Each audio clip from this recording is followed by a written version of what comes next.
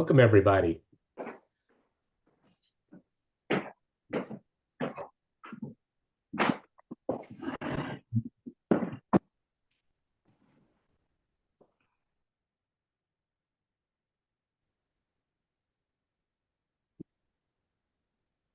All right, and as we often do, I want to encourage everyone who is comfortable, please feel free to turn on your camera because we love to see you all, and it's the next best thing to being there, perhaps.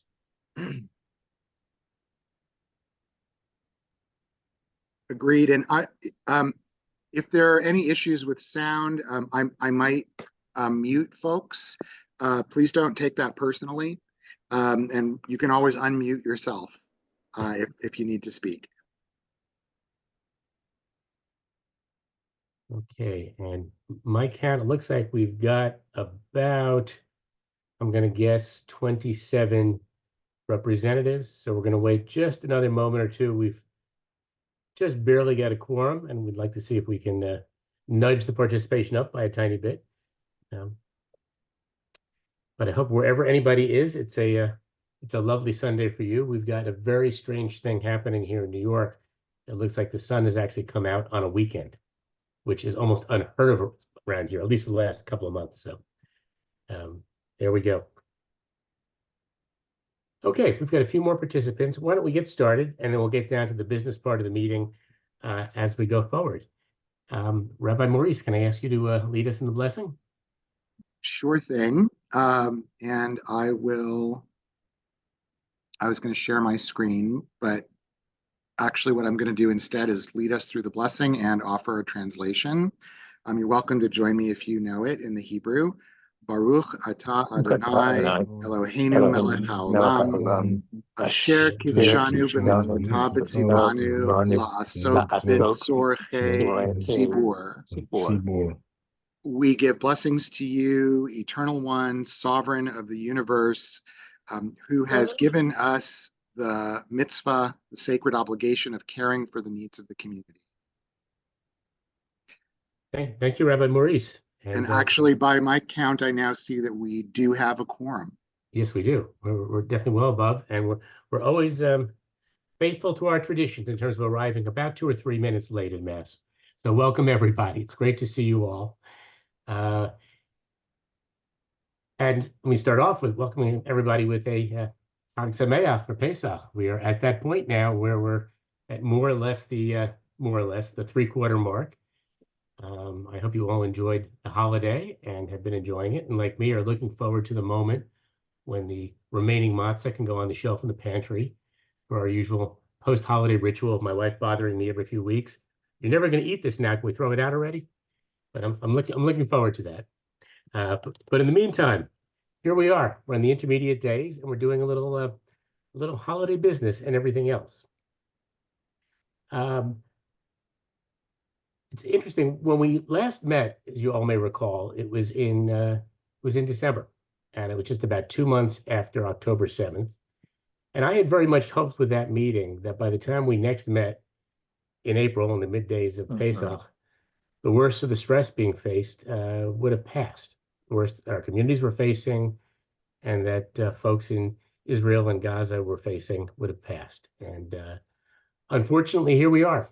We're here months later in a new season, and we're confronting new but not terribly different challenges, and the challenges are certainly stressing our communities. So I was certainly naive with my hope back in December. But as difficult as the current situations are here today, and we'll be talking about some of the stresses that our communities are facing and how they're dealing with them later in this meeting, I'd like to focus the first half to 2/3 of this meeting on the good stuff, on the regular business of the Plenum and our community, and on the work we do together to build our communities and to support each other. And then we'll make time toward the latter part of this meeting to talk about some of the more difficult issues that are facing us. And for that, we'll be led by, we're very fortunate that our Plenum staff liaison happens to also be our movement's Israel Affairs specialist, Rabbi Maurice Harris. So Rabbi Maurice will be leading us in the discussion toward the end of this meeting. So now shifting to what I hope is the happy and uplifting part of our meeting, I want to welcome and introduce Rabbi Deborah Waxman, who's with us, who will give us some remarks from the president's seat. Ed, Seth and I prepared jointly, so and I think he was going to start us off. Do you mind if we? Well, let me restate that. I'd like to welcome the chair of the Board of Governors, Seth Rosen, who will open us up with some remarks about the movement and what's going on. Okay, thanks everybody. And I'll start by saying I really wished Ed had told me this was supposed to be the happy and the uplifting part before I wrote what I'm about to say. It's not going to be, unfortunately, I think so happy and uplifting, but maybe challenging to all of us. And we'll work on that next time, I guess. So good afternoon, and I hope everyone's having this meaningful and Pesach with family and that we were all around the Seder table with our loved ones at this moment. I want to begin also by saying that I am, as always, grateful to all of you for giving me the opportunity to be in community with so many members of our affiliated congregations this afternoon. As volunteer leaders at this moment, I think it's fair that all of us, and I'm definitely including myself, find ourselves charged with the task of leading our communities at a moment of crisis that we never really imagined a year ago or 2 years ago or 5 years ago, when we kind of blithely agreed to step up and serve in these roles. So most significantly, and on behalf of Deborah and myself, I want to thank you all for your service to your home communities and to our movement, for your leadership, for your partnership, for your perseverance, and for your commitment to building and sustaining Jewish community that is deeply rooted in our shared values. I would like to take a minute or two to talk about what Deborah and I see as the role of the Reconstructionist movement at this moment, and the work we're doing to fulfill that role. The vision of the Reconstructionist movement for the last 100 years is that we can build Jewish communities deeply rooted in our tradition and shared values, where, and I'm actually quoting a rabbinical applicant to the rabbinical school this year, where change is not seen as a threat to Judaism, but as a natural part of peoplehood. Our movement is premised on the belief that we can build joyous intergenerational communities that offer rich Jewish lives and the opportunity for leadership to everyone, including those who may have previously felt those opportunities were not available to them in serious Jewish communal life. We believe that we can build communities based on our shared fundamental values across differences that embody the evolving religious civilization of the Jewish people. And we can do that through values-based, democratic, community-centered decision-making that is rooted in a sacred partnership between our rabbis and all of you, our committed lay leadership.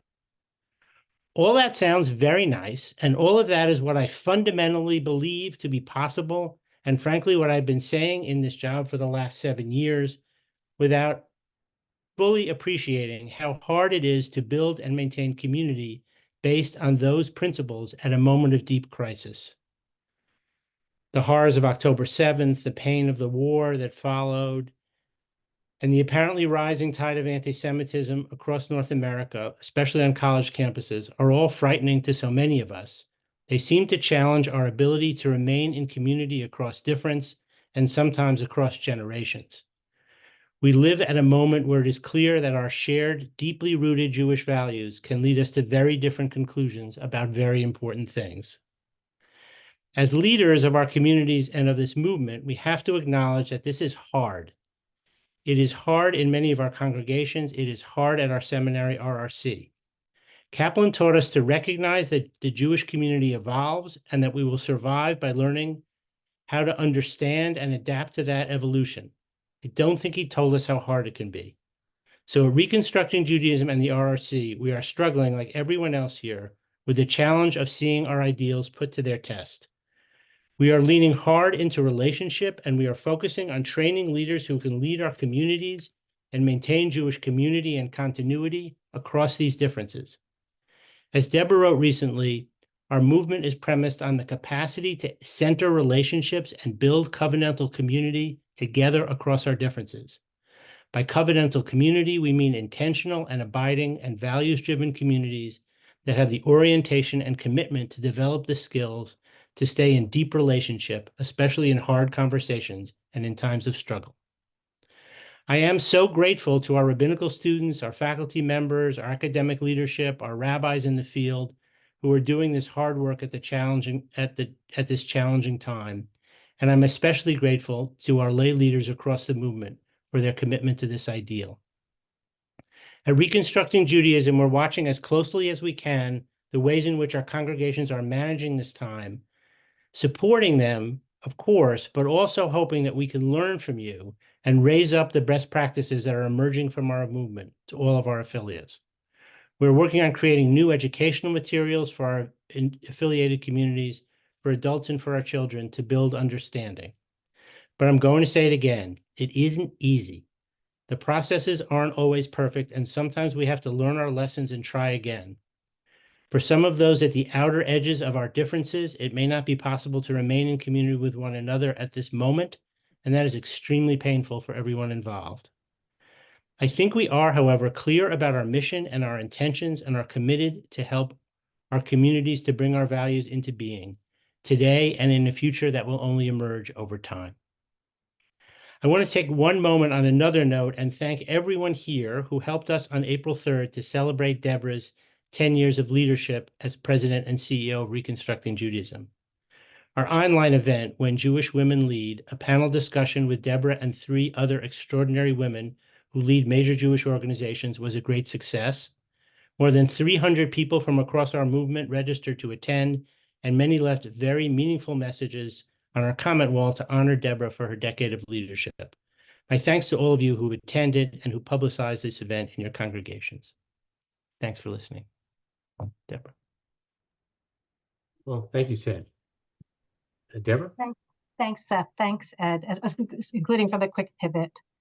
I actually navigated away from my notes to look for a link to the recording of that amazing event on April 3rd. And I want to echo Seth's thanks to any and all of you, both for your participation in the April 3rd event, and also just for the goodwill and the congratulations and the support that I've received throughout the 10 plus years of my leadership, and especially as this anniversary came around. I'm going to do a couple of other pieces of business, and then I'm going to pick up in a certain way where Seth left off. Just 2 things. One is on the theme of that 10 years. This summer, I will be taking a sabbatical, a short 3-month sabbatical. So the summer is ordinarily a very quiet time for us. Hopefully that's the case this summer as well, all things considered. And I hope that if there are big monumental events, they are ones that lead to breakthroughs in a different situation in the Middle East, and all the ways that shakes out for those of us here on the North American front. I'll be gone essentially June, July, August, very much aided by the fact that the holidays are late. And I will be appointing an interim president over those 3 months. My close colleague, Rabbi Amber Powers, who serves as Reconstructing Judaism's executive vice president, will step into the position of interim presidency in those 3 months, so that if and as there are things that really require executive attention at that level, there's an obvious and designated person who will hold that responsibility. Again, for the most part, we've tried to do everything we possibly could to attend to everything that could be attended to, or at least seriously set into motion, and clarify what the operating assumptions are on everything. And hopefully it'll be a pretty pacific time in this very, very disrupted moment. And the other thing I want to share with you, and it's kind of an interim report, but it's that here I can be, maybe this is where I should have ended, but I won't be such a downer, actually. I think when I return to the Israel discussion, is that many of you, since we last convened as a plenum, our long-term vice president for Thriving Communities finished up her extraordinary work, Dr. Tressa Grauer, and we have been searching for a worthy successor. And we are really well poised there. I'll share with you that we're in final stages negotiations with an outstanding individual, not quite prepared to make the announcement, but feeling it's a done deal, and we have to just clean everything up before we can. So as soon as we can, we'll share that information.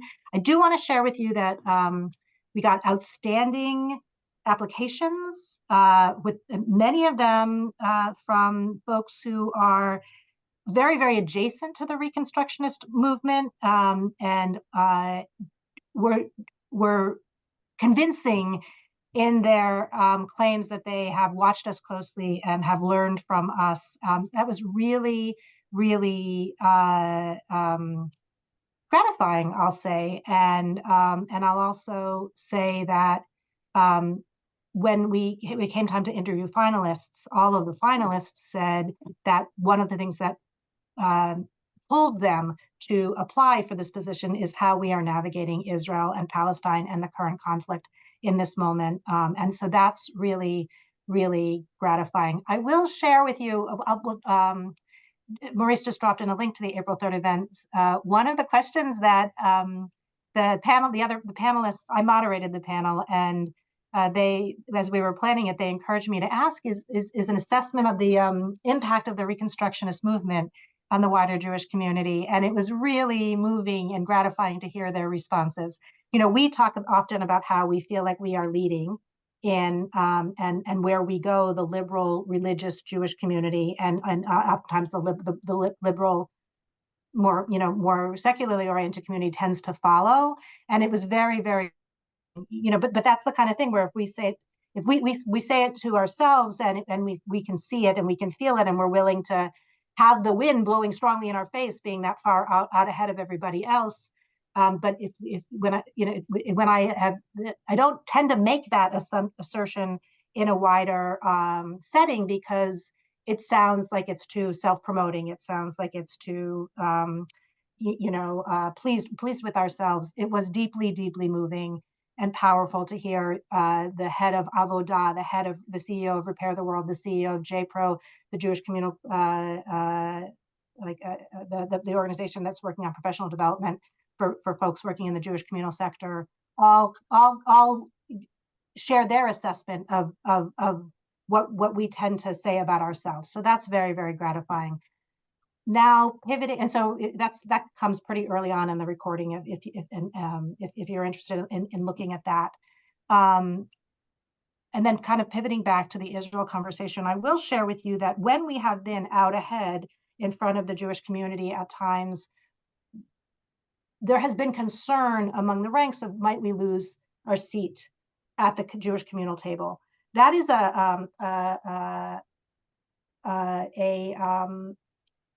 a set of tasks that has been a mandate that I've taken really, really seriously, to claim the Reconstructionist seat at tables. When I started 10 years ago, I really heard quite regularly that people were concerned that the one thing across all of the diversity in the Reconstructionist movement is that people wanted a higher profile for Reconstructionism. And there was frustration that we didn't have seats at tables. And these were in rooms that we weren't even going into. And that has been the first couple of years of my leadership, was about going into a lot of those rooms and trying to figure out if we even wanted to be in them. And then if and when we determined that we did, to really kind of make us known, make myself known, and claim those seats.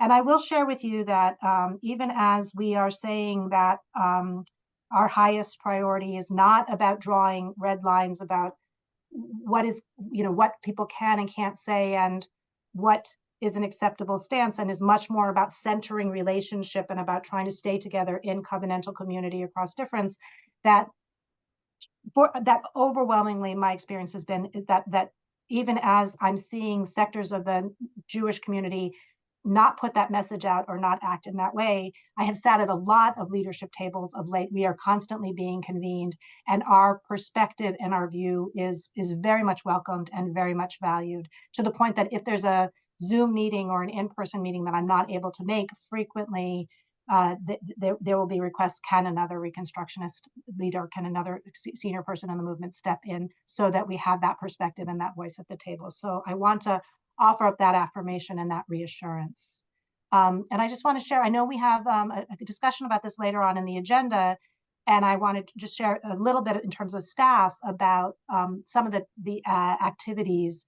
It's been the kind of time where to write reports, we've been much more oriented on understanding as much as we possibly can, building relationships, providing consultation, rather than writing up reports. So this is going to be a very quick oral report.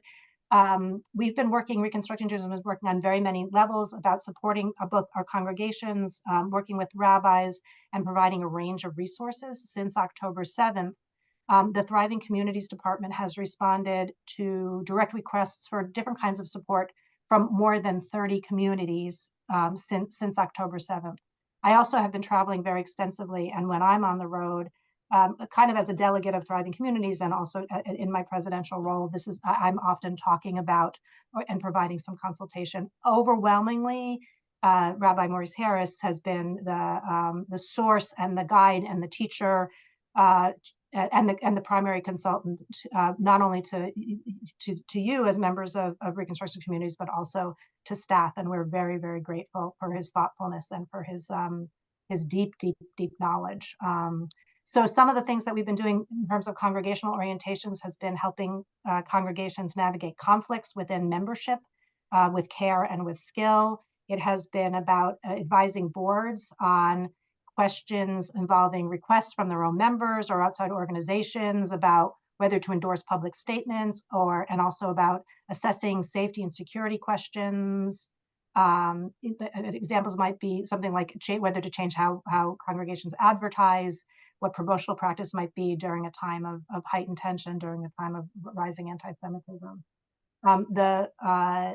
In close consultation with the Joint Israel Commission, Reconstructing Judaism joined in with the Progressive Israel Network in an open letter to President Biden calling for the United States to work towards 4 goals in tandem: the return of the hostages, a bilateral ceasefire, a surge in aid to Gaza, and the pursuit of a regional peace plan. This was 2 months ago already. Some of these are, moving forward. They're moving forward in bits and starts. And I'll just share a couple of resources that are immediately available to everyone. The first is that our website, I'll raise up both of our websites: Evolve, Groundbreaking Jewish Conversations, which is about a reflective discussion space.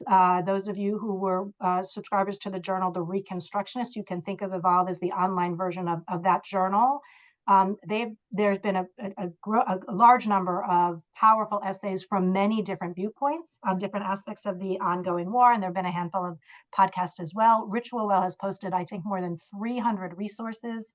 There's a whole batch around Passover, and I know that there's more coming for Yom HaTzmaut, and also.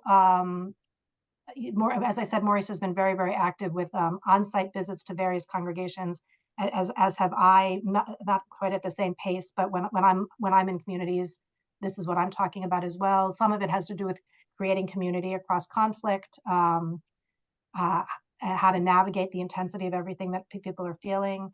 Maurice recorded a 4-part online course, A History of the Israel-Palestine conflict from a progressive Zionist perspective, to West End Synagogue in New York City and several other New York area affiliates. He did a different version, a shorter version of this class in the Bay Area a couple months earlier.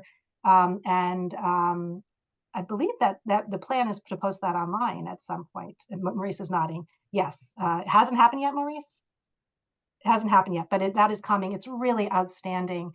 And where I'll end is that Yom HaTzmaut, Israel Independence Day, is fast approaching, and we are partnering as part of the Progressive Israel Network with a webinar that in a reflective way to mark Israel's anniversary while Israel's in the midst of the longest conflict it's ever experienced, and in a way that reflects awareness of all the people who are living in the land. And Maurice will put, so Maurice, just an update. Maurice has been posting links regularly, and he'll post an update for the Yom HaTzmaut webinar as well when it goes live. I don't think that they've given us our unique registration yet. So as soon as we can, we'll push that out.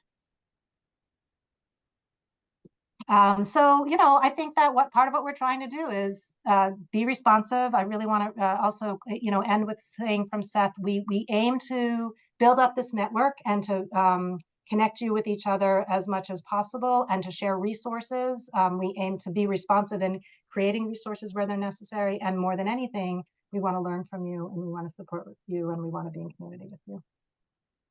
Oh, and I got a note that I missed one thing that actually, Maurice, I'll do it. So when we get to introducing Rabbi Lily Solacek later in this meeting, I'll also share an extraordinary Yom Ha'atzmaut resource that they have created. Great. Well, thank you, Rabbi Deborah. Thank you, Seth. Now I'll keep my promise on trying to move us on to the brighter business of the day before we get back to the serious business. But before I do anything, there's a very good suggestion came from someone who I always listen to. I won't mention the president of West End Synagogue, Joanne Feldman. She suggests that everybody who has not, if you can, put the name of your community after your own name by your tile. If you don't know how to do that, you put your cursor up to the upper right corner of your photo. You will see a little blue thing with 3 dots. If you press on it, there'll be beneath it an option to rename, and then you can put the name of your community right afterward. That way we each know who everyone is. Well, without further ado, we now go on to what's always one of the best parts of our meeting, where we invite leaders from 2 of our congregations to talk a little bit about themselves and their community. So I see that Elaine Leader's camera is now working. I know there was an issue before, so I'm thrilled to see you. And let me turn it over to and introduce everyone to Elaine Leader from Near Shalom in Cotati, California. And I just found out where Cotati, California is. Hi, everyone. Really lovely to be here. Thank you for inviting me because I'm really proud of our little shul. Congregation Ner Shalom nobody knows where Cotati, California is because it's tiny. There are only 4,000 of us in this town. We are 1 hour north of San Francisco, 45 minutes northwest of Berkeley, between the cities of Petaluma and Santa Rosa along the north coast of California. So that kind of situates us.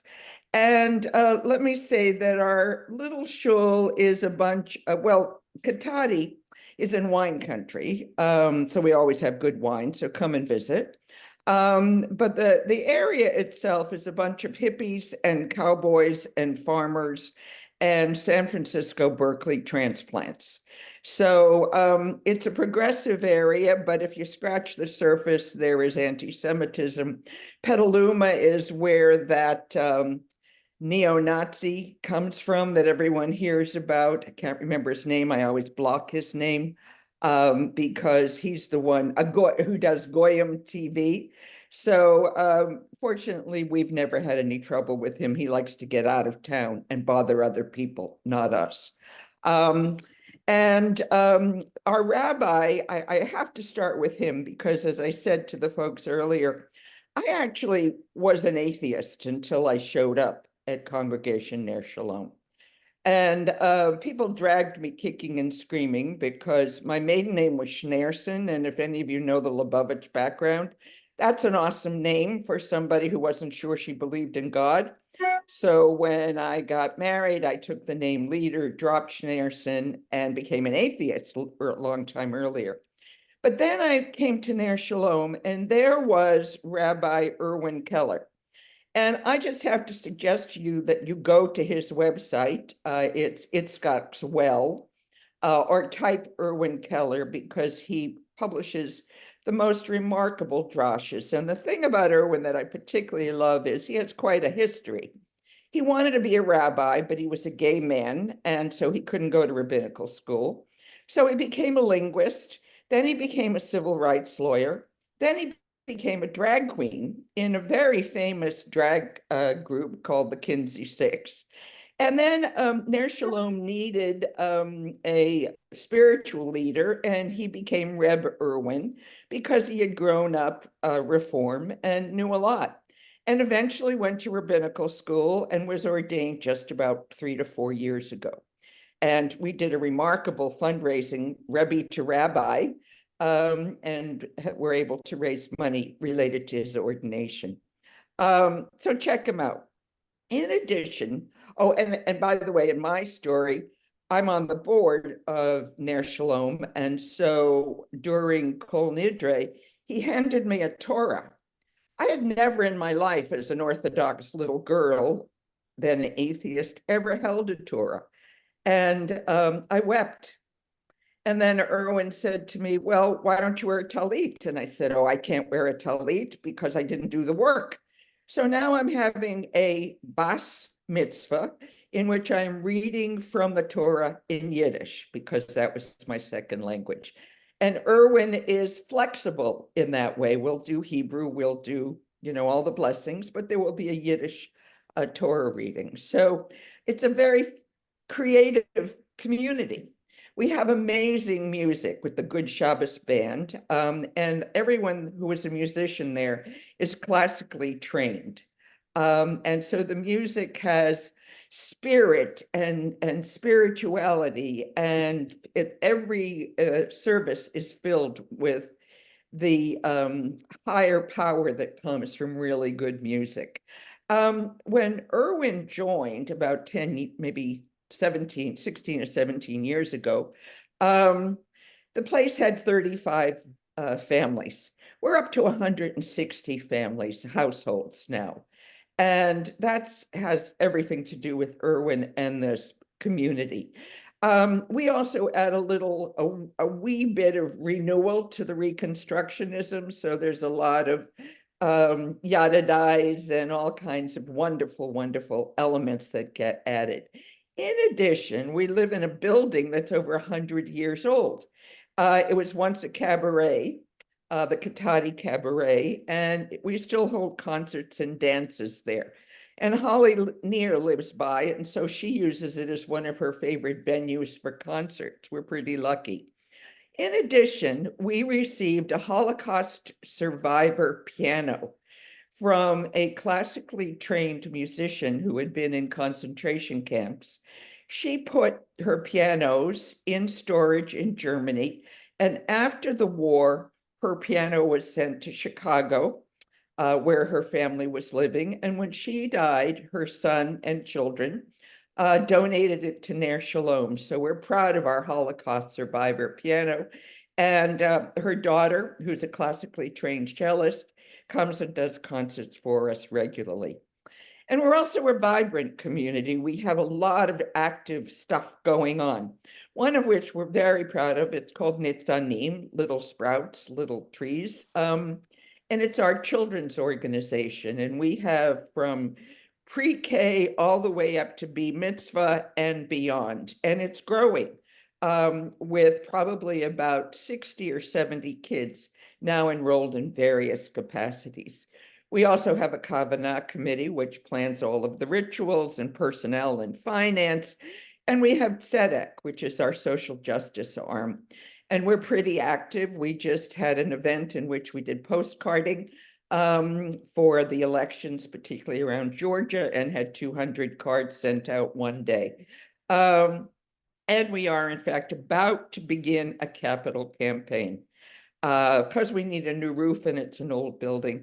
And let me say something about, I know we're going to talk about Israel-Palestine later, but I have to give Erwin and the congregation great, great kudos for walking a very fine line as progressive Jews. He's a rabbi who understands the nuance. And so we've had events like a discussion between an Israeli and a Palestinian. We've had Rabbi Maurice come and educate us.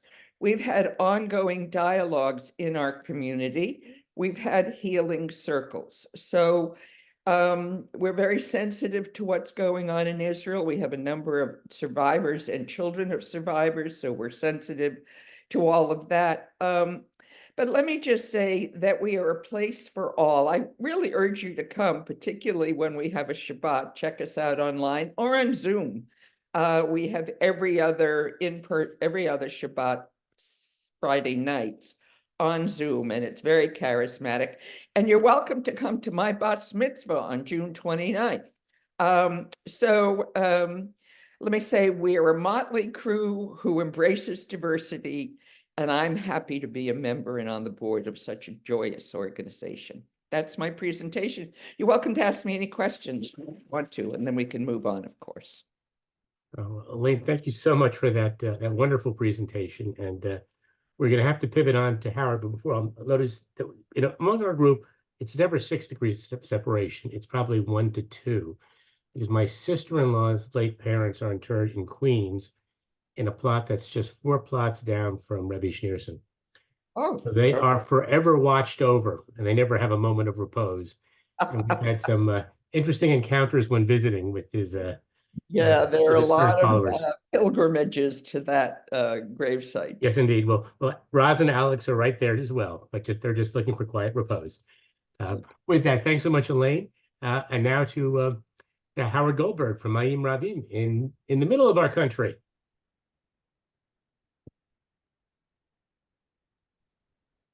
Hello. Well, thank you for the brief introduction.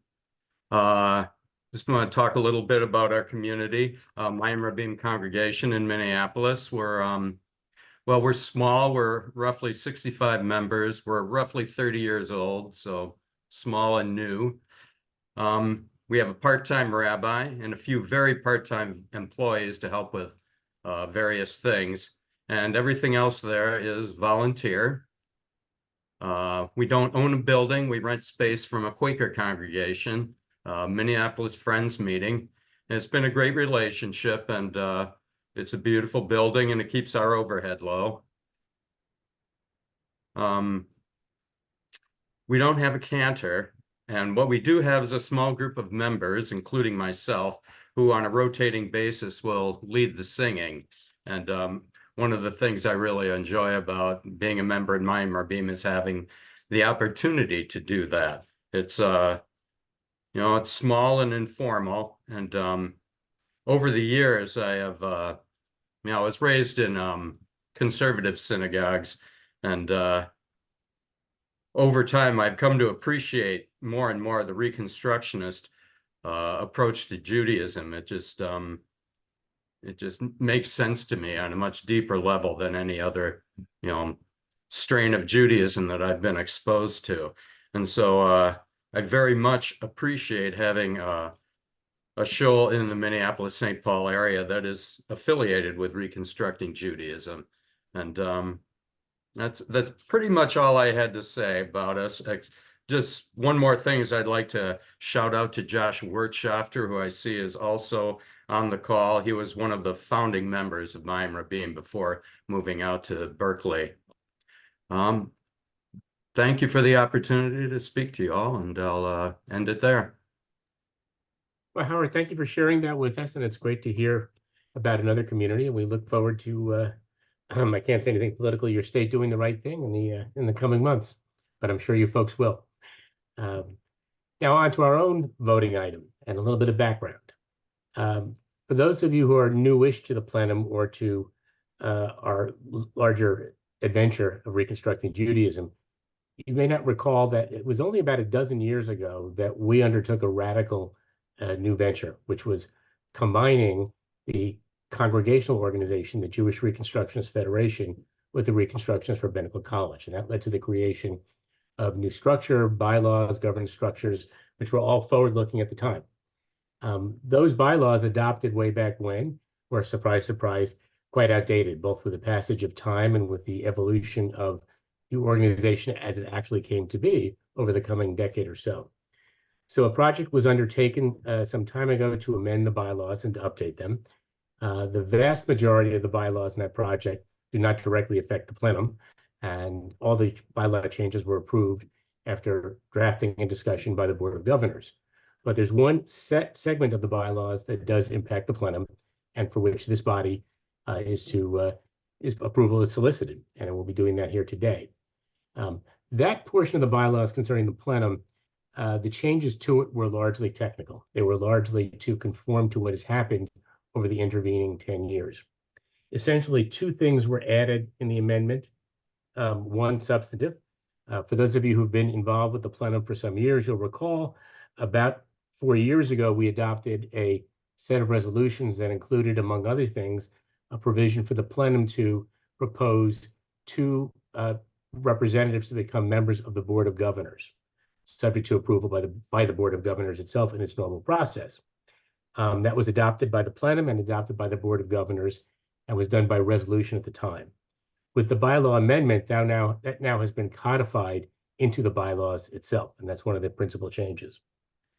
The other was the addition of a catch-all provision, which grants to the plenum such power over such other matters as may be requested from time to time by the board. Always a good thing to have to make it clear that the board can ask for the plenum's input on other matters. In addition, there was a document created about a decade or more ago of governance policies concerning the plenum. That has now been incorporated into the bylaws themselves, although I will caution the document is over 10 years old and desperately needs to be updated, and that is in process. And it will take some time to update that, and we'll be exposing that to the plenum in the future as it is updated, but it's now incorporated into the bylaws. So those are the principal changes, those are the additions. The only deletion of note was eliminating a provision in the old bylaw for electing members to a body that was contemplated at the time of the merger a dozen years ago. That was probably always thought to be more or less a transitional body and never really evolved into being, it was called the Movement Advisory Committee. That body does not exist. I think happily our plenum, I think, is a more vibrant organization than it was 10 years ago. And one of the other changes we made 4 or 5 years ago was the creation of a plenum steering committee, which is a wonderful group of people, most of whom are on this call, will help us in developing materials for the plenum and developing these agendas and leading forward, and has more than, I think, supplanted the original vision for what the Movement Advisory Committee might have done, but it doesn't exist. And so since it doesn't exist for good order's sake, references to it should be deleted from the bylaws, and that's part of the amendments. So with that, we had circulated the amended bylaws with a meeting notice. I'll just check whether anybody has any questions about the amendments, or we'll put it up otherwise for a vote for your approval as members of the plenum. Any questions? Okay, Maurice, do you have the poll ready?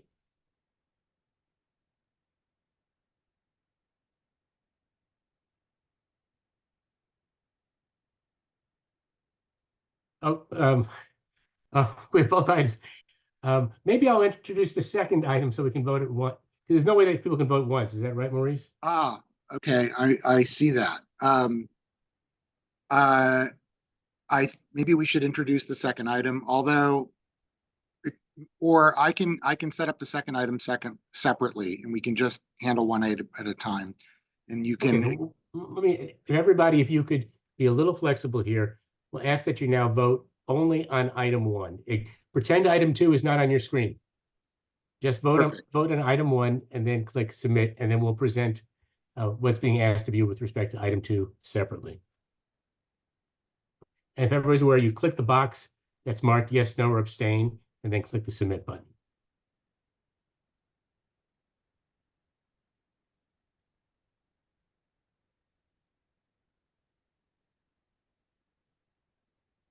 Maybe we'll take about 15 more seconds.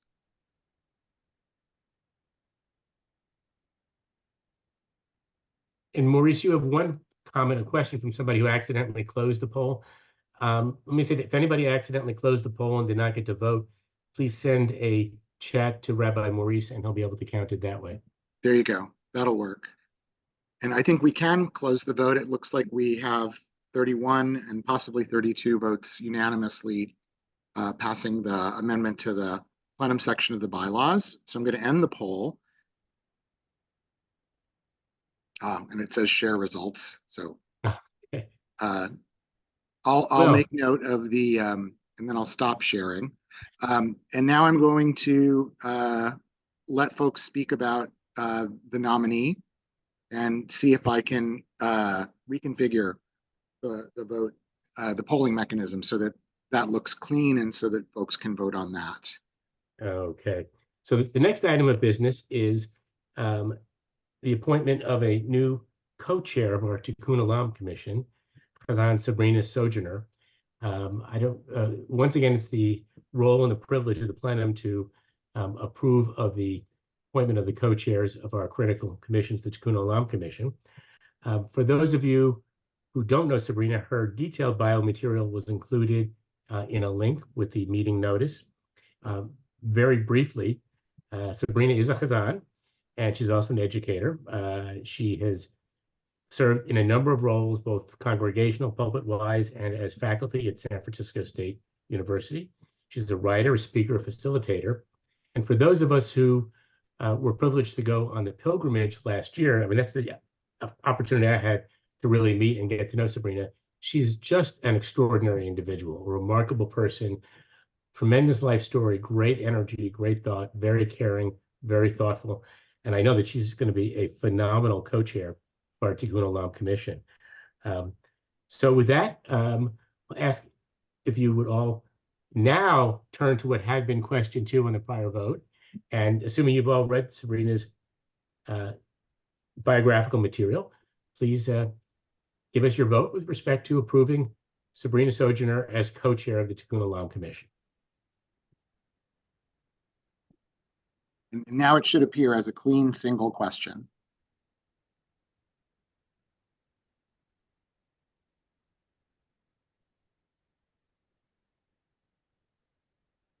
I think we don't need to keep the poll running. It looks like we have a complete and unanimous approval. And thank you for bearing with me on the tech snafu. Fantastic.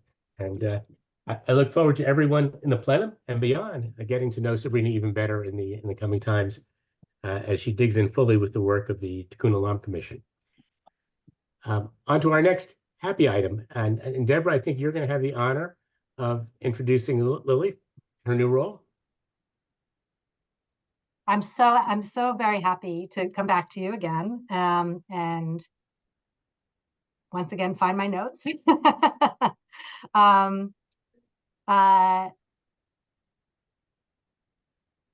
Rabbi Lily Solochek was a graduate of 2020 from the Reconstructionist Rabbinical College.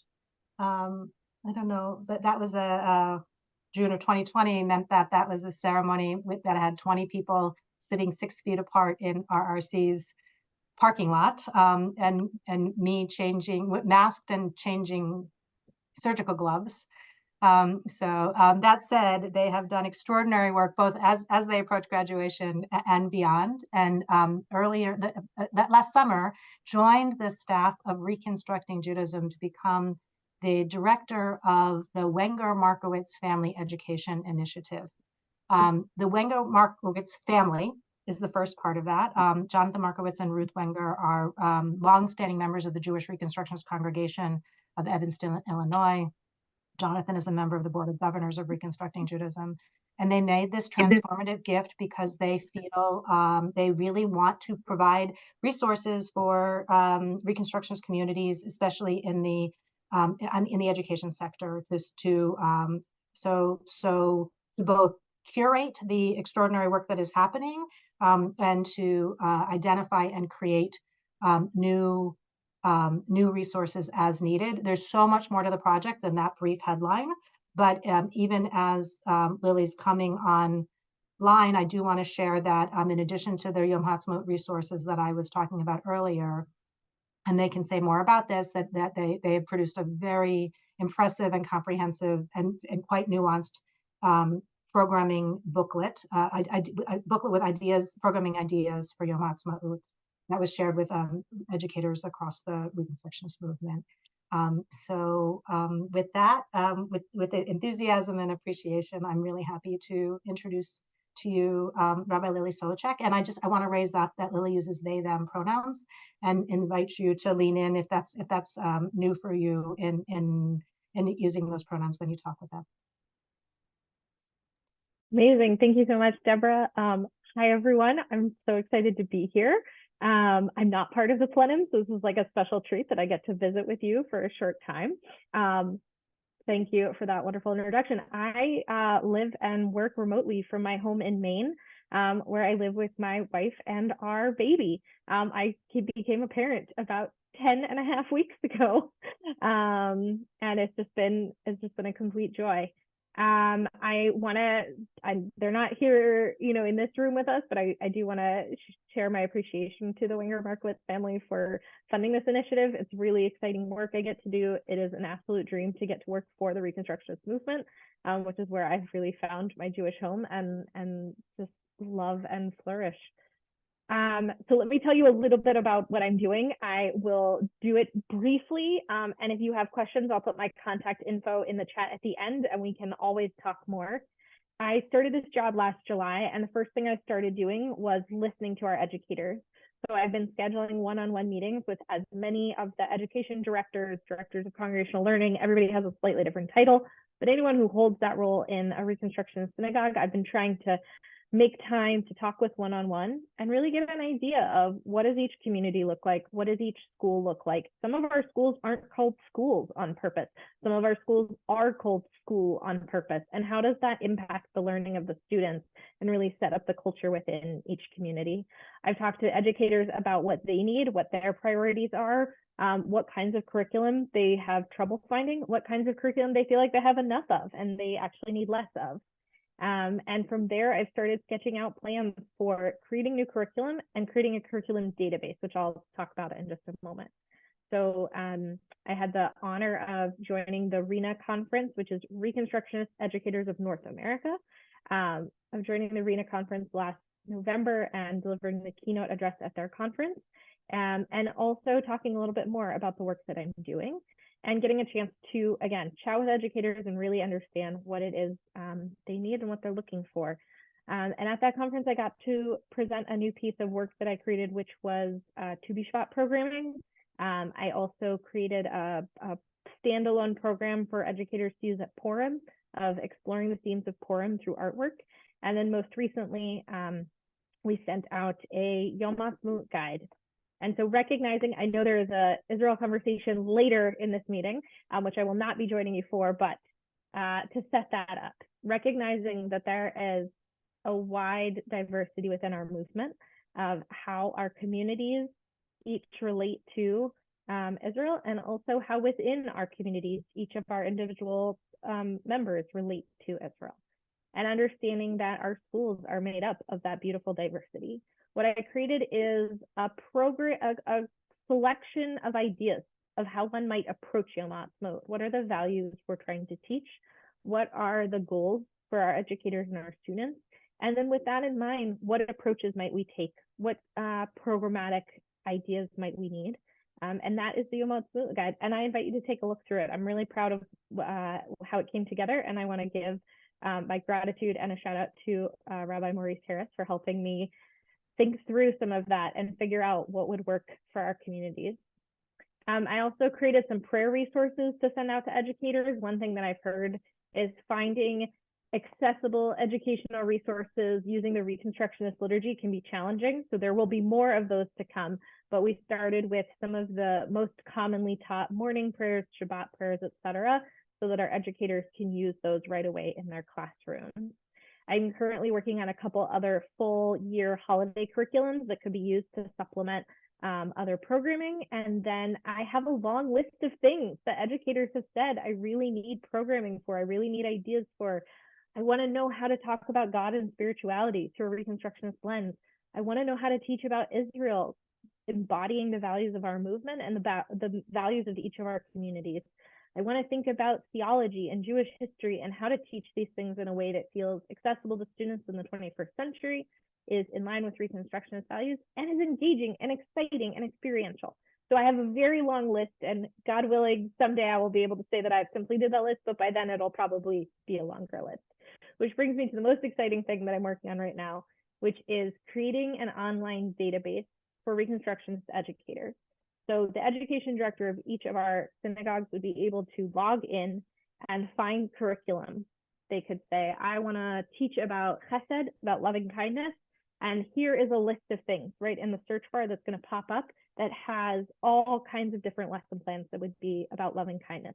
Or I want to teach something that is related to Hanukkah and it's for second grade and has to do with cooking. And here with those tags in mind, it'll pop up exactly what they're looking for. So that's really exciting, and a tool that we haven't had in the past that is that well organized and executed. And so I'm working with a software designer right now to create that. And then kind of like a little free library. I don't know if you have these in your town. I love them. We have a couple around here. Like a little free library. Educators will be able to submit something, right? To leave a book, to leave a lesson plan, a program, an event, something they're proud of that they want to share with other educators. And also be able to find what they're looking for there, which is really exciting. And the goal for that is to launch that sometime this fall, hopefully either just before or just after the Chagim. I'm going to briefly tell you some of the things I'm dreaming about for the future. One is just creating more curriculum and resources and doing that in collaboration and conjunction with other incredible creative people within our movement. Another priority that I've heard from our educators is team programming. So whether that is helping synagogues coordinate service learning trips, helping synagogues who are geographically close to each other to do something together, or even creating online virtual space for Reconstructionist teams to connect with one another. We've also been exploring ways to offer professional development, not just for our education directors, but also for our classroom teachers. A lot of our Hebrew schools and education programs, as I'm sure you know, are sometimes staffed by volunteers, they're staffed by college students, they're staffed by people who mean well and love Jewish education and have not had the opportunity to explore a degree in Jewish education, right? It might be their secondary or third job. And so how do we best support those teachers so that they don't burn out, so that they feel fulfilled and excited in the work that they're doing, and so that they can continue to bring new and exciting things into their classrooms. So those are some of the things I'm dreaming about and working on how to fit them all in. And then just responding to the evolving needs of our educators, to listening to people and finding out what it is that they most need at this moment. Some of those are one-on-one conversations. Some of those are going to be smaller group conversations, and it's really exciting to get to do this work. I am going to, that was a lot. I don't expect you to remember it all. I don't know if we have time for questions, but I am going to put my contact information into the chat. So I know you have a lot to cover in this meeting today. My virtual door is always open. I've got my email in here, and I've also got a Calendly link. If you want to just put time on the calendar, we can connect and talk about Jewish education. Somebody asked, is there a Reconstructionist community in Maine? There is not currently a Reconstructionist community in Maine, but Bimhera b'yameinu, you know, speedily in our days, perhaps there will be one. My family belongs to a wonderful Reformed temple, and the funny thing in Maine is because all of the communities are so small, it's kind of everybody together. It's a beautiful lesson in diversity and pluralism because we can't get grumpy with each other and go elsewhere. We all have to, you know, work on it here together, which is one thing I love about living here. Well, Lily, thank you so much. Thank you, Ed. Anything else I can tell you? There's so much else. And in fact, this is just the beginning, because what you may not be aware of, but some of our members are, is in the Plenum Steering Committee, one of the topics we've been discussing for development going forward at our Plenum meetings is a greater focus on education, supporting and sharing with our communities what's being done. So you will be back if you don't mind. We'd love to have you. And in the meantime, mazel tov on new parenthood. You look remarkably well rested for it, notwithstanding new parenthood. And I will suggest to everyone, we have a very tight agenda. So please do direct questions directly to Rabbi Lily, because I'm sure you have plenty of them. And as I said, we'll be back. Thank you so much. Have a wonderful rest of your meeting. And it was so good to see everybody. And now I see the next face appearing, which is my dear friend and colleague, Chaim Herzig Marks. For those of you who have not been a member of the Plenum for a long time, in addition to being co-chair of the Rabbinic Placement Commission, which is why Chaim is here today, he was also the first post-merger chair of the Plenum. So Chaim, we're thrilled to have you back where you belong. And Chaim's going to give us a little update on what's been going on with the Rabbinic Placement Commission. Ed, thank you. I'm going to try to share my screen. Tell me if that worked. It is working. Good, good. So when the Joint Placement Commission was created, it was given a very broad mandate basically to examine our placement processes end to end and make recommendations.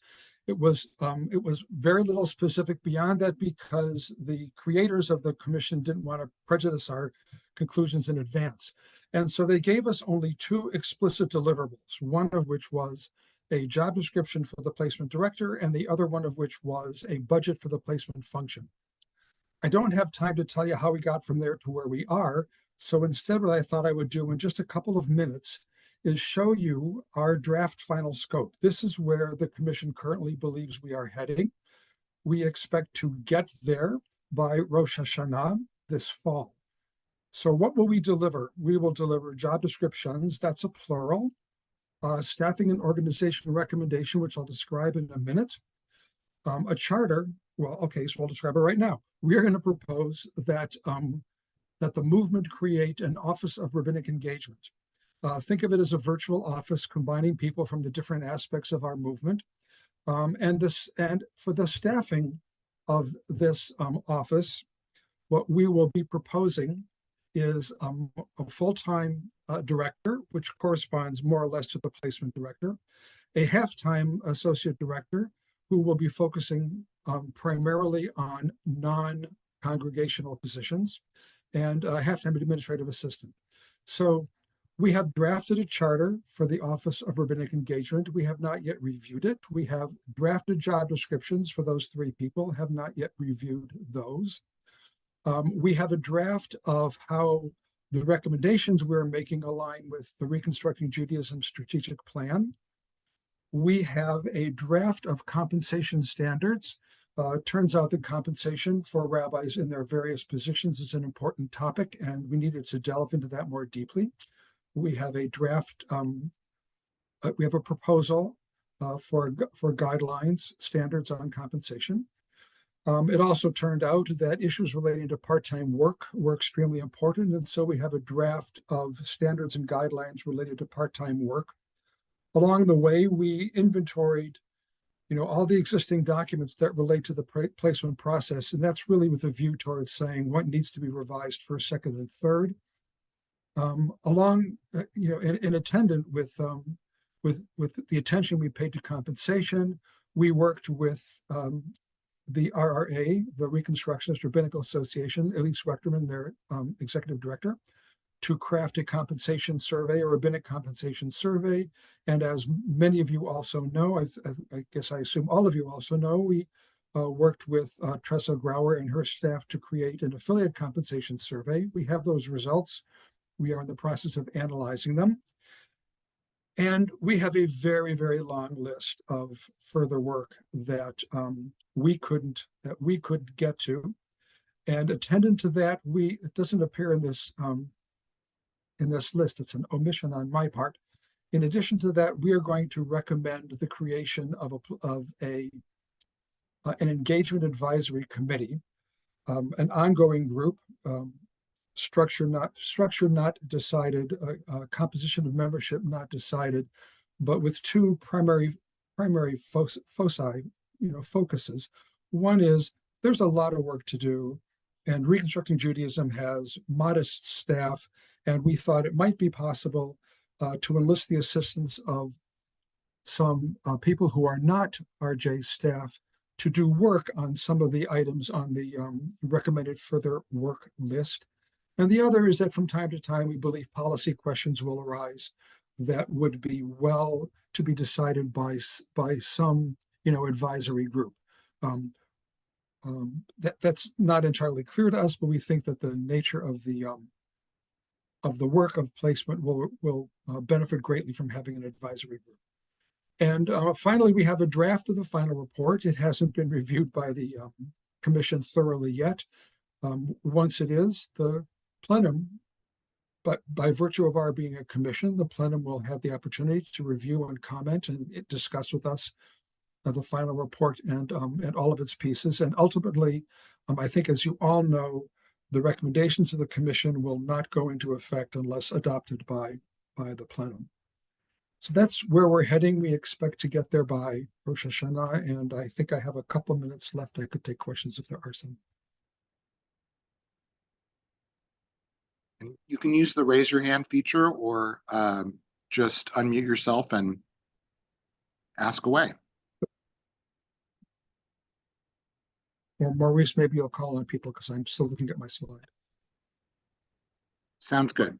Yeah, and as always, if anybody comes up has questions they don't feel comfortable asking with the full group or they arrive at questions later, please feel free to email. You can reach out to Maurice, Chaim, myself, and we'll be sure to get your questions answered. This is a topic that is of, I think, critical importance to everyone in this meeting, on this call. We all are important parts of our communities, I hope, and nothing is more important to our communities than our partnership with our respective rabbis, and that's what this commission is looking to improve. So, Chaim, thank you so much for that presentation and for the work that your commission is doing. It is a huge project and a hugely important project. We're all very grateful for it. It's a pleasure. Thank you. I see we do have a question. Mark Bregman. Yes, hi, Rabbi Chaim. I'm Mark Bregman. I'm the incoming president of University Synagogue in Irvine, California, and I chaired the rabbi search over the last year. We successfully concluded that, and we have Rabbi Micah Becker-Klein is going to be starting with us as of August 1st. I had a significant amount of interaction with Rabbi Elliott, Rabbi Elise, and I wondered if the commission is still taking input, and if so, I will email you to set up a phone call. So give me a hint what it's about. Just to talk through what my process was in doing the search for our rabbi, which had some unusual features to it, and to just talk through how that compares with what the Placement Commission guidelines are. Okay, so contact me. I'll be happy to talk that through with you. It's late in our process, to gather this kind of primary information. But if there's something that you experienced that resonates strongly, and it belongs in the report and recommendations, then it'll be there. So you can get in touch with me. Wonderful, thank you. Thank you. Any other questions for Chaim before we move on to our next topic?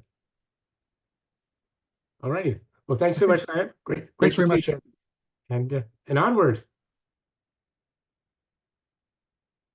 Okay, now for the final topic and the weightiest topic, as we said, of the day. I'm thrilled to turn it over to Rabbi Maurice Harris to lead our discussion on responses to the ongoing situation with the war and crisis in Israel, Gaza, and Palestine, and here at home in terms of our responses and within our communities. I just want to start, however, with adding to Deborah's plug for Rabbi Maurice's absolutely phenomenal series on the history of the Israeli-Palestinian conflict from a progressive Zionist perspective. He presented it in 4 parts, 4 evenings, to not just West End Synagogue, but to the New York area synagogues. And it was absolutely captivating. I don't think anybody who participated in it was walked away with anything other than awestruck by the thoughtfulness and the depth of the information that Rabbi Maurice provided. And for all of us, I think it's made us feel we have a much better foundation for engaging in discussions about these very vexing issues. And now that we've had the benefit of Rabbi Maurice's teaching. It's now available online, as Rabbi Maurice said, and I urge everyone to make the time to listen to it. With that, Rabbi Maurice. Thank you so much. What I really am focusing on in the time that we have right now is what I've learned, since last we met, about how our congregations have been navigating the various challenges that have come with this time. So I want to speak a little bit to that. And in collecting my thoughts based on a lot of different Zoom meetings, some in-person visits, reading excerpts from newsletters, from e-newsletters that many of our congregations send, and a lot of us in the Thriving Communities staff are subscribers to those newsletters. What I'm really seeing is a very frequently occurring dynamic that is either more or less intense or disruptive, depending on the congregation. And the way I've been coming to think about it is that our congregations have two different missions. I think all of them do. And one of those is to be a Sukkot Shalom, a tent of peace, a place where we are able to come and receive love and strength from each other as part of our Jewish community and be nurtured by Jewish traditions, teachings, and rituals. And at the same time, our synagogues have this other mission, which is to be a kol tzedek, a voice for justice, a living expression of Judaism's prophetic call. That part of our synagogue, the kol tzedek part, responds to moral emergencies with different kinds of public action. And synagogues in North America across denominational lines have a long history of serving in both of these roles. And of course, as it happens within our movement, we actually have a congregation called Kehilat Sukkot Shalom and another one called Kol Tzedek. But I'm seeing and witnessing that I think all of our congregations share both of these core missions. What the last 6 months have done across most of our congregations, and as well as in much of the North American Jewish community, is create some divisions within the Kol Tzedek mission of our synagogues. And that tension, those divisions on the Kol Tzedek side of the ledger, have in turn disrupted the Sukkot Shalom mission. Let me say it another way. Sometimes there's a public moment that focuses on a particular justice issue that strikes a deep chord within our congregations. And when that issue is one that a congregation has a nearly unanimous moral conviction about. For example, don't even have to make one up, protecting reproductive rights under attack. When that's an issue our congregation has a nearly unanimous or unanimous moral conviction about, the Kol Tzedek mission of our congregation can easily go into action, joining in solidarity with other like-minded faith groups and activist organizations. And a high level of action where there's unity in the congregation behind the Kol Tzedek part of the synagogue's mission, it doesn't really disrupt the Sukkot Shalom mission. In fact, the two complement each other. The members of the congregation work hard as activists upholding the Kol Tzedek mandate, and then are able to enjoy respite and community on Shabbat and together in their synagogue as it functions for them as a Sukkot Shalom. So those missions can be complementary. In the case of what's happened across many of our congregations, and of course across the wider North American Jewish community, is that when there's a moral emergency that members of a progressive synagogue experience differently and evaluate differently, then you can have more than one group within the congregation that feels strongly that this is a moment to activate the Kol Tzedek mission of their congregation.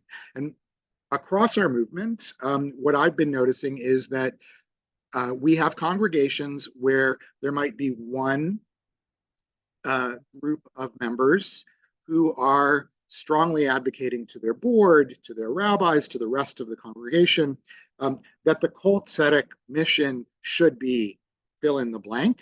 And nobody else is advocating for a contrary position, but most of the lay leaders and clergy, and maybe most of the congregation as a whole, are not sure if they want the congregation to go down that path of public advocacy. They may be experiencing doubt and uncertainty and mixed feelings about whatever direction it is that one group is pushing for. case of our congregations, if there's one group pushing it, in some cases it's pushing for prioritizing the value of saving innocent Palestinian lives. In other cases, it's prioritizing the value of standing in solidarity with Israel as its existential viability comes under greater and greater attack, and as anti-Semitism escalates in different parts of our own society. Sometimes our congregation, we'll have congregations where there are two groups of members, and one is pushing for that more solidarity with Palestinian civilians agenda, and one is pushing more for that stand more emphatically, clearly with Israel in its hour of peril agenda. And in many of our congregations, whether there are one or two groups of congregants that are pushing for there to be more robust cult-setic kind of action, there is this third group that doesn't even really define itself as a group. It's just the big group of people who are in between those two poles who aren't sure. And what all of this has led to in many of our congregations is, however, the boards and the rabbis and the committees of each individual congregation have done their best to try to work through these different desires and forms of advocacy and pressure, it is disruptive to the congregation's ability to continue functioning as a Sukkot Shalom. Tension or conflict on the cult-setic side disrupts the Sukkot Shalom side. So that's how I've come to sort of narrate and understand variations of what's been difficult. I want to put in a special mention that I think in several cases, this has been excruciatingly difficult for presidents or co-presidents. And in most, if not all cases, I think it's added a tremendous amount of challenge onto the shoulders of rabbis who take very seriously their role to be leaders in both of these capacities. And I want to say that much by way of description, and then I want to say one last thing and then make space for questions. In terms of how our congregations have been navigating this, it really varies. Some have had a great deal of internal distress and have come to us for support and have worked through some of that distress over time. Some have had tension, but not really tremendous distress, and have been a little bit more fortunate just in terms of their ability to continue to maintain their equilibrium as a congregation. And some congregations may be anywhere along that spectrum of how much difficulty they've encountered, and they've handled it without seeking support and assistance from us by doing a lot of hard work themselves. And I've seen evidence of that in quite a few newsletters. The other thing I'll just mention is that, of course, not every one of our congregations has got the same configuration of members, right? There are congregations that have much larger proportions of their own internal membership who lean very strongly towards one emotional and or political set of responses and sensibilities or another. And then there are some where the distribution is pretty evenly doled out. So in every single case it varies. I can continue to report, as I did back last December, that what we're not seeing very many examples of are people quitting their congregations. And I'm relieved and grateful that that's been the case, and hope that it will continue to be the case.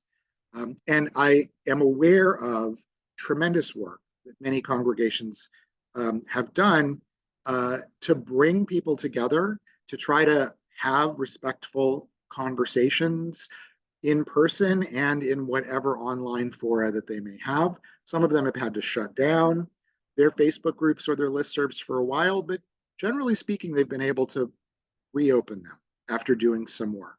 I'll stop there and see if folks have questions or comments.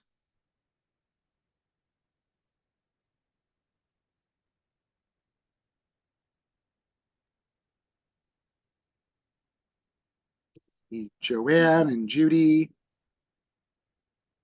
Why don't we start with Joanne? Thanks, Rabbi Maurice. I want to thank you again for the program you offered West End. In the follow-up, we've had some remarkable meetings. We created a bunch of groups that wanted to discuss the issues. And because our rabbi has such clarity about how these things should proceed, together with her, we created guidelines for sharing within these groups. And it really helped a lot, helped people to know they were safe, that they could be heard, they wouldn't be interrupted. There was no inflammatory or name-calling language. It worked remarkably well. And just very quickly, every year we have a Celebrate Israel Shabbat. This year it will be on May 11th. But we have a contingent of people who are very anti-Zionist and those who are pro-Zionist. And we wanted to also celebrate Palestinian life. And at first, it was not even open to discussion. But within a few days, we all sat down together at a table, and now we have an Israel Shabbat that will include writings, poems, thoughts, talks about the Palestinians as well.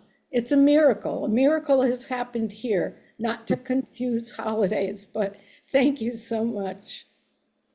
Wow, I think the credit so goes to all of you who found the courage and creativity to do that work. That is really inspiring. Wow. Judy. Okay, thank you. I'm kind of wondering if there are some guidelines you can point to for some of the online discussions. We're watching in the last few days our listserv not doing well, and some people saying let's back off, some saying we need to talk about it in person, and so it would be helpful to have some references to point to. What I would invite you to do is have either you or really anyone can reach out, and you can reach out to me on staff in Thriving Communities. And we do have some examples of guidelines for listservs and for online fora. We could also, just talk through the specifics of your situation and see if we might just be a good thought partner. Thank you. For sure. I think Elaine may be the final question for now, and then we'll have a couple of wrap-up comments. Elaine?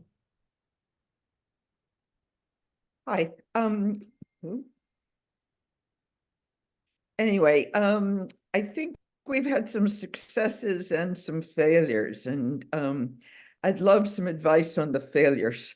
The success was very much the dialogues we had between Palestinian and Israeli, and the healing circles, and the thoughtful presentations by our rabbi, and walking the fine line about wanting peace and understanding tzedakah and thinking about other groups of people. However, one time we had a former IDF soldier who alleged to be quite progressive, but in fact was not. And the audience was quite appalled. He didn't know his audience in Northern California, obviously. And now we're getting strong reactions from the community around us, not within, but the community around us, asking for an apology and all of that. And I'm just curious if other congregations have had any difficulties in that kind of way, not necessarily within community, but outside the community for your stance, whatever your stance might be. Elaine, when you say the community around us, do you mean like the sort of Jewish community established organizations or something else? Yeah, more like the JVP, Jewish Voice for Peace. Oh, okay. And, So rather an activist group like JVP. an activist group finding us not to be as progressive as we alleged once we had this IDF soldier who was not of our thinking, shall we say.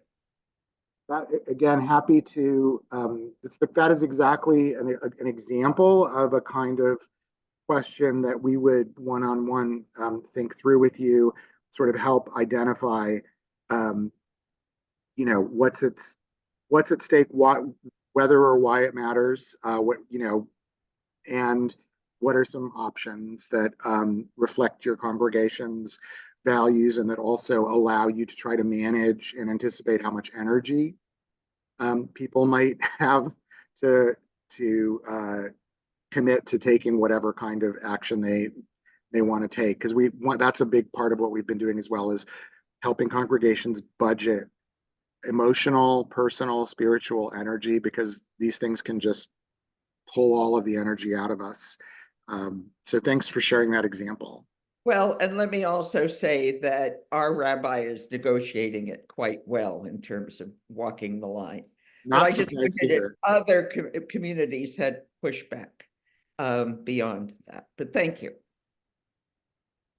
So I think we're going to need to wrap because we're near the end of our meeting time, but I do want to offer one last observation on this topic, which I think in part addresses Judy's and Elaine's comments and some things I've seen in the chat now from Stuart Eisenberg and then Rabbi Deborah responded to. A little bit of learning we had, at least.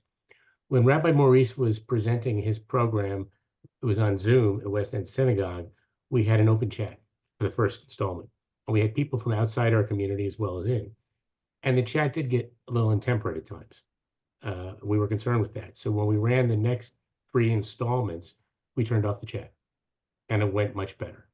Because I think there's a tendency, and it's similar to what Deborah was suggesting, that many have shut down listservs.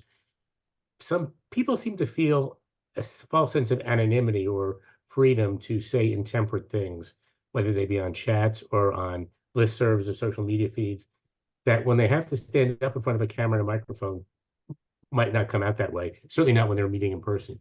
So think about modes of communication, whether making them more interactive, interpersonal, may help put brakes on intemperate behavior from wherever it's coming from in your interactions.